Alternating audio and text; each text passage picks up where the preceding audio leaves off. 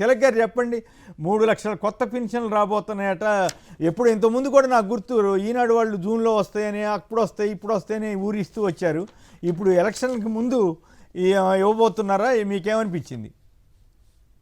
నమస్కారం కేసీఆర్ గారు, నమస్కారం. శివశంకర్ గారు నమస్కారం సార్. ఎన్నికలకు ముందు ఇప్పటి వరకు అసలు ఎక్కడా కూడా సివిల్ సప్లైస్ డిపార్ట్మెంట్ లో ఆ ప్రక్రియ ప్రారంభం కాలేదు. ఆ ప్రభుత్వం కూడా ప్రకటన చేయదు. ఇలా లీకులు ఇచ్చి అనుకూలమైన మీడియాలో ప్రచారం చేస్తారు. ఇది చంద్రబాబు గారి ఉన్నటువంటి అలవాటు. ఎన్నికలకు ముందు ప్రాజెక్టులు శంకుస్థాపన చేయటం, గొప్పగా ఏదో చేయబోతున్నట్టు చెప్పడం, లేకపోతే ఇలాంటి కార్డులు ఇవ్వబోతున్నామని. మీకు ఇంకో మాట చెప్తాను, వెబ్సైట్లోకి వెళ్తే తెలుగుదేశం అనుకూల వెబ్సైట్లో ప్రతిరోజు 25,000 పడతారు ఉంటాయి ఎవరో ఒకరి అకౌంట్లో. చాలా గమ్మత్తుగా ఉంటుంది అది. అలాగే ఆ అమరావతికి ప్రతిరోజు రోడ్డు వేసేస్తూ ఉంటారు. ఇది మరి ఈ ప్రచారాన్ని నమ్ముకుని చంద్రబాబు నాయుడు గారు ముందుకెళ్తే ఆయన నిండా ముందుతారనే సంగతి గత చరిత్ర ఎన్నిసార్లు రుజువు చేసినా ఆంధ్రప్రదేశ్ ప్రజలు అమాయకులు అనేటువంటి అభిప్రాయం ఎల్లో మీడియాలో చాలా బలంగా ఉందేమో అనిపిస్తుంది కదా. లేదు, వాళ్ళ భజన ఆ స్థాయిలో ఉంటుంది. చంద్రబాబు నాయుడు గారు కొంత అవగాహన ఉన్నప్పటికీ కూడా వీళ్ళు ఏం చేస్తారంటే, మీకు లోడ ఒక వీడియో బయటకు వచ్చింది. రాధాకృష్ణ చంద్రబాబు నాయుడు గారు మాట్లాడుతూ ఎన్టీ రామారావు పేరు ఆరోగ్యశ్రీ పెట్టాలని, ఆ పేరు ఎందుకని అంటాం, ఇది బొంబాట్ చేద్దాం, పబ్లిసిటీ అడ్వర్టైజ్మెంట్లు గుప్పించేద్దాం, ఈ రకంగా చెబుతూ ఉంటారు వాళ్ళు. వాళ్ళ ప్రయోజనాలను దృష్టిలో పెట్టుకుని వాళ్ళు చెప్తారు. ఈయన భజనకి అలవాటు పడి అవన్నీ నమ్ముతూ ఉంటారు.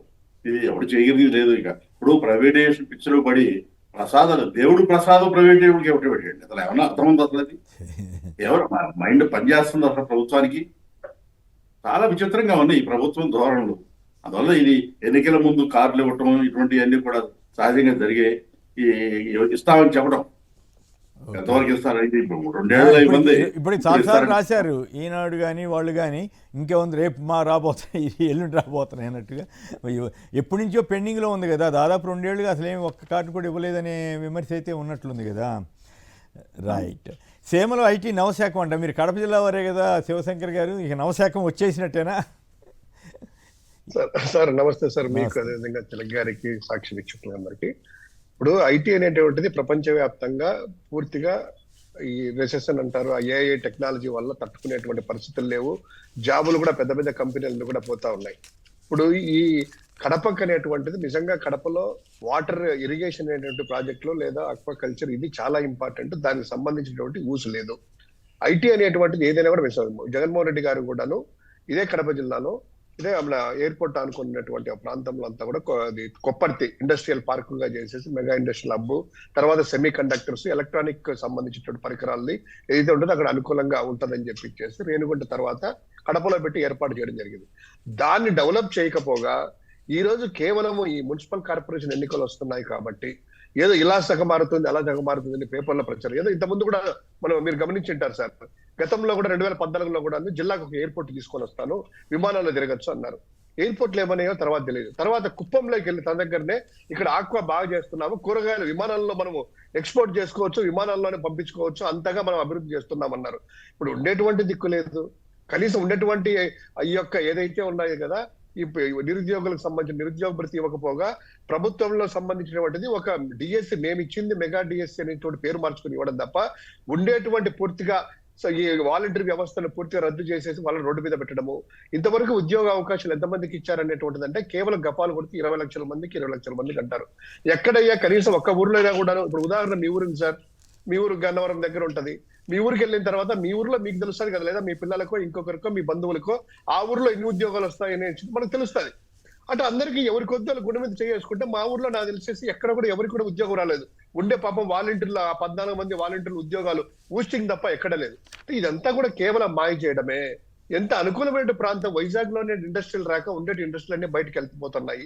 మొన్న తిరుపతిలో చూసాము, నాయుడుపేటలో ఉన్నటువంటిది వెబ్సోల్ అనేటువంటి కంపెనీ 6,000 కోట్ల రూపాయలు అంతా కూడా కంప్లీట్ అయిపోయి వెస్ట్ బెంగాల్కి వెళ్ళిపోయింది. అంతకు ముందు నెలలోనే జూలైలోనే నెల్లూరులో సంబంధించిన టాటా పవర్ ప్రాజెక్టు అది కూడా తీసుకుని వెళ్ళేసి ఒడిశాకి వెళ్ళిపోయింది. ఈ విధంగా వరుస కట్టి ఉండేటువంటి ఇండస్ట్రీస్ పక్కకి వెళ్ళిపోవడము. ఇదే కడపలో మీరు అంటున్నారు కడపలో ఉన్నటువంటి సిమెంట్ పరిశ్రమల్లోనే భారతీయ సిమెంట్ నే మీరు క్లోజ్ చేయాలనేటువంటిది ఎంతో మందికి దగ్గర దగ్గర 15,000 మందికి డైరెక్ట్ ఇండైరెక్ట్ ఉద్యోగాలు ఇచ్చేటువంటి దాన్ని మూసేయాలనుకుంటున్నారు. దాల్మియా సిమెంట్ లో మీరు కప్పం కట్టాలనేటువంటిది నిలేస్తున్నారు. ఆర్టీపీపీ ప్రభుత్వ రంగ సంస్థ అనేటువంటి ఆర్టీపీపీలోకి వెళ్ళేసి బూడిద కోసము 2 జిల్లాలు పెట్టి అక్కడ స్టాప్ చేయాలనుకుంటున్నారు. అల్ట్రాటెక్ సిమెంట్ లో కాంట్రాక్ట్లు మాకు కావాలని ట్రాన్స్పోర్ట్ బిజినెస్ మూసేసేసి అంటే ఉన్నటువంటి పరిశ్రమలు పారిపోతూ కొత్త పరిశ్రమలు కూడా ఏదైతే ఎంఓఎల్ చేసేసి ప్రభుత్వం కూడా సార్ ఒకటి గమనించండి, నాయుడుపేటలకు సంబంధించినటువంటి ఆ కంపెనీకి వాళ్ళు ఇచ్చినటువంటి ఇన్సెంటివ్స్ ఎంతంటే రాయితీలు 6,600 కోట్ల రూపాయల ప్రాజెక్టుకి ఎంఓఈ చేసి జీవోలు ఇచ్చిన తర్వాత అందులో 60% వరకు ఇన్సెంటివ్స్ రూపంలో ఇస్తామన్నారు భూమి కేటాయింపు అంతా కూడా. కానీ అటువంటి కంపెనీకే వీళ్ళు కప్పం కట్టాలని చెప్పేసి బెదిరిస్తే లాస్ట్ కి మా వల్ల కాదు బాబు మేము వెళ్ళిపోతామని చెప్పి ఇంత ఇన్సెంటివ్స్ ఇవ్వకున్నా పర్వాలేదు వెస్ట్ బెంగాల్కి వెళ్ళిపోతామని వెళ్ళిపోయారు. అంటే సినారీ ఎలా ఉందంటే వీళ్ళు ఊరికి హైప్ చేసుకోవడమే తప్ప ఉండేటువంటి పరిశ్రమలు కాపాడుకుంటే అందులోనే ఉండేటువంటి వాళ్ళ ఉద్యోగులకు రక్షణ కల్పిస్తే చాలు. కొత్తగా మీరు చేసే ఈ మాయ మాటలు నమ్మే పరిస్థితి లేదు. కడపలో ఎక్కడ పొటెన్షియల్ ఏరియా ఉంది సార్? స్టార్ట్అప్ అమరావతి ఉంది. ఇంతకుముందు స్టార్ట్అప్ అని చెప్పేసి వీళ్ళు ఎపిటా అనేటువంటి కంపెనీ తీసుకొని వచ్చారు. ఒక ఆర్గనైజేషన్ ఒకటి కార్పొరేషన్ క్రియేట్ చేశారు ఎపిటా అనేటువంటిది. తర్వాత ఏది స్టార్ట్అప్ కంపెనీలకి ఇవన్నీ ఉన్నాయి కదా. ఇక్కడే అమరావతిలోనే మీరు కనీసం 10 కంపెనీలు కూడా స్టార్ట్అప్ కంపెనీస్ కూడా ఏర్పాటు చేసేటువంటి పరిస్థితి లేదు. కడపలోకి వచ్చి పరిస్థితి వస్తుందా? ఎందుకు సార్ ఈ మాటలు చెప్పించేసి అమాయకులైన ప్రజలను అంటే బిల్డింగ్ కట్టారు కాబట్టి నవశాఖం వచ్చేసినట్టుగా మీరు జనం ఫీల్ అవ్వాలన్నమాట. వస్తే సంతోషం, మనకేం అభ్యంతరం లేదు, కానీ ఓవర్ ప్రొడక్షన్ ఏమనిపిస్తుంది. అడ్డుకోవడానికి ఎవరు లేదు సార్. ఇన్వైట్ చేస్తాము, నిజంగా వస్తే కనుక మాకంటే సంతోషపడాలి ఎవరు లేరు. ఎందుకు ఈ ఓవర్ బిల్డప్ చేసేసి ప్రజలు మోసం చేయడము? దాని గురించి ఏంటంటే సార్ ఈ స్టార్ట్అప్ కంపెనీలు అని చెప్పేసి ఏం జరిగిందంటే 14-19లో ఒక 10 మంది పేర్లు తీసుకోవడము, వాళ్ళకే ఎంప్లాయ్మెంట్ ఇచ్చినట్టు, వాళ్ళకే ప్రోత్సాహాలు ఇచ్చినట్టు. కనీసం అంటే ఏ స్టార్ట్అప్ కంపెనీ అంటే ఏంటి సార్? కొంచెం పెట్టాలి, ఒక ప్రొడక్ట్ తయారు చేయాలి, మనలో మేధస్సు ఉంటే కనుక వాడికి క్రియేట్ చేయడానికి కంపెనీ అందుకు ఏమి ఉండదు. కాబట్టి ప్రభుత్వమే ఒక ఇంక్యుబేషన్ సెంటర్ ఏర్పాటు చేసేసి అక్కడ కనీసం అంటే కంప్యూటర్ ఇవ్వడానికి పవర్ అంతా కేటాయిస్తే ఆ మేధస్సుతో ఒక ప్రొడక్ట్ తయారు చేయడం, అది స్టార్ట్అప్ కంపెనీస్ అంటే. ఎక్కడ చేశారు? అమరావతిలో ఏమైంది? మీరు పెట్టినటువంటి కంపెనీలు ఏమైంది? అంతేకాదు తెలంగాణకు సంబంధించి కూడా నిజామాబాదు మరి కొన్ని జిల్లా హెడ్ క్వార్టర్స్లో ప్రయత్నం చేశారు కేటీఆర్ గారు ఉన్నప్పుడు. మరి ఇప్పుడు కూడా జరుగుతుందేమో. ఒక జిల్లా సెంటర్లో పేరెందుకు కానీ ఏమి పని జనం రావట్లేదు, అసలు పర్పస్ కూడా సర్వ్ అవ్వట్లేదు అని చెప్పి చాలా వరకు మూతపడిపోయిందని ఒక వీడియో కూడా వచ్చింది, ఏది సరిగా నడవట్లేదని. సో అలాంటిది కడపలో డెవలప్ చేయాలన్న ఆలోచన తప్పు కాదు, కానీ బట్ దాన్ని ఓవర్ ప్రొడక్షన్ చేయటం, ప్రచారం చేసుకోవడం ద్వారా జనంలో ఒక భ్రమ కల్పించడమే తప్పు అనిపిస్తుంది. వాస్తవానికి తగ్గట్టుగా చేస్తే అభ్యంతరం లేదు. అయితే అదే మీరు అన్నట్టు సార్, ఇదే విజయవాడలో పెట్టారు కదా స్టార్ట్అప్ కంపెనీస్ పెట్టడానికి ఆర్గనైజేషన్ పెట్టారు కదా. ఎంతమంది స్టార్ట్అప్, ఎంతమంది ఎంటర్‌ప్రెన్యూర్ గా తయారు చేశారు, ఇంతమంది వచ్చారు, ఇదిగో రోల్ మోడల్ అని చెప్పి ఇది చెప్పొచ్చు కదా. ఇక్కడే ఫెయిల్ అయింది, కడపలో సక్సెస్ అవుతుందా? రైట్. అయితే పెన్షన్ల మీద కూడా మాట్లాడతారా సంక్షిప్తంగా? ఎస్ సార్, ఈ పెన్షన్లు అనేటువంటిది సార్ ఒక బూటకము.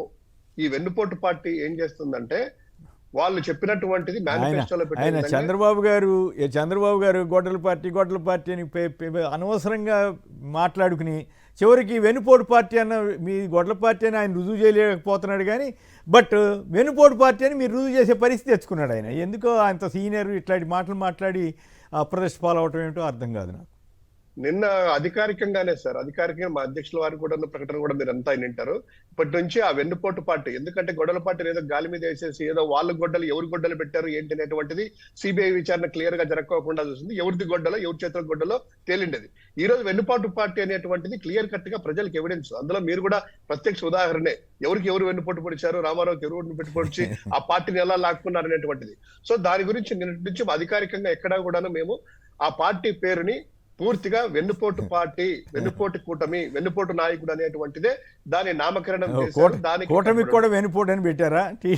వెన్నుపోటు పార్టీ టీడీపీ పెట్టారంటే అదొక రకం, కానీ ఇప్పుడు ఈయనతో కలిసినందుకు వాళ్ళకి కూడా వెన్నుపోటు కిందకి తేల్చేశారు. అంతే కదా సార్. ఈ ప్రజల్ని ఇద్దరు కలిసేసి జనసేన ఆ రోజు కొంచెం ముందు చూపుతో ఈ బీజేపీ వాళ్ళ మేనిఫెస్టో టచ్ చేయకోకుండా దూరం జరిగారు.